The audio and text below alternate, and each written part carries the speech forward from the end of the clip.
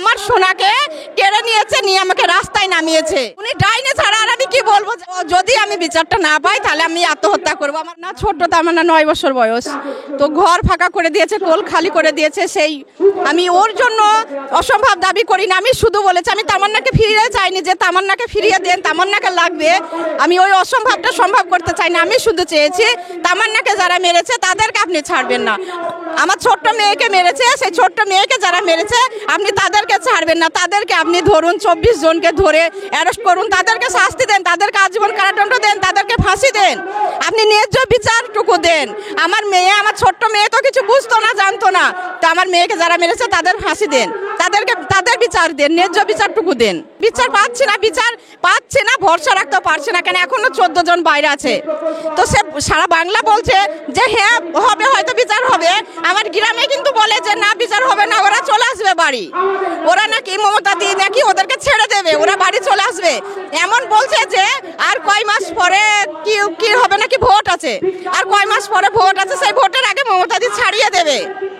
তো ওখানে আমি একটা সন্তান হারা মা, আমার মনে কি প্রভাবটা আসবে যে আমার মেয়েকে যে মেরেছে ওনাকে, তাদেরকে নাকি মমতা দি ছাড়িয়ে দেবে।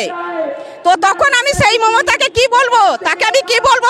উনি ডাইনে ছাড়া আর আমি কি বলবো? যে আমার মেয়েকে মেরেছে, আরো হাজার হাজার তামান্নাকে মারার জন্য ক্রিমিনালদেরকে ধরতে দিচ্ছে না, পুলিশকে কাজ করতে দিচ্ছে না, আবার ওদেরকে বাড়ি নিয়ে এসে আরো তামান্নাদেরকে মারতে চাইছে।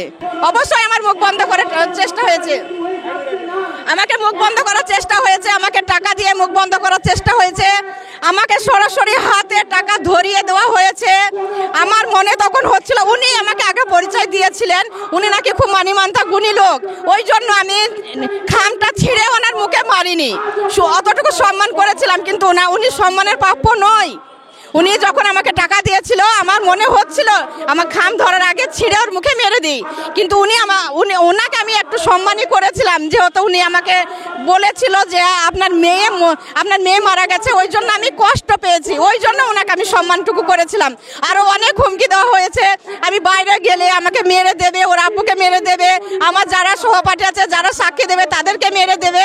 কিন্তু কোনো কিছু করেই তামান্নার মাকে পেছানো যাবে না, তামান্নার মাকে আটকানো যাবে না। তামান্নার মা চলতেই থাকবে, তামান্নার মা যতদিন না তামান্নার বিচার পাচ্ছে ততদিন তামান্নার মাকে আটকানো যাবে না।